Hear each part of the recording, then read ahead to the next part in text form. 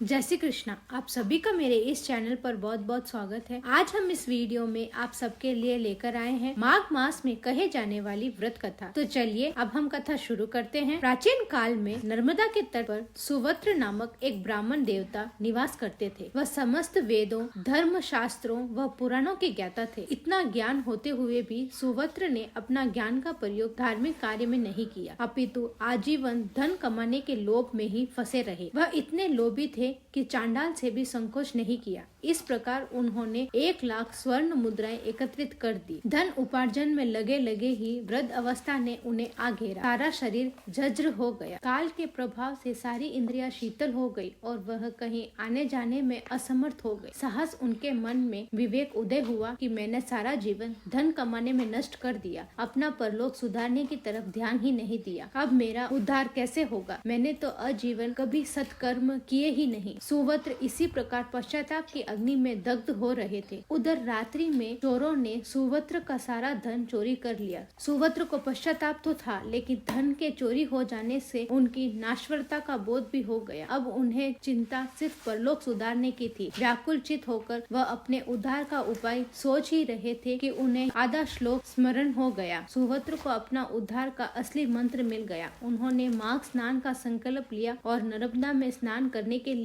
चल दिए। इस प्रकार वह 9 दिन तक प्रातः नर्मदा के जल में स्नान करते। 10वें दिन स्नान के बाद वह आश्वत हो गए। शीत से पीड़ित हो जाने से उन्होंने अपने प्राण त्याग दिए। यद्यपि जीवन भर उन्होंने कोई सत्कर्म नहीं किया था, पाप पूर्वक ही धन उपार्जन किया था, परंतु माघ मास में स्नान करके पश्चाताप पूर्वक निर्मल मन होकर प्राण त्यागने से उनके लिए दिव्य विमान आया और उस पर आरूढ़ होकर वह स्वर्गलोक में चले गए। इस प्रकार यह माघ मास की अपूर्व महिमा है। जय श्री कृष्ण। अगर आपको मेरी ये कहानी अच्छी लगे तो इसे लाइक करें, शेयर करें और मेरे इस चैनल को सब्सक्राइब करना बिल्कुल ना भूलें।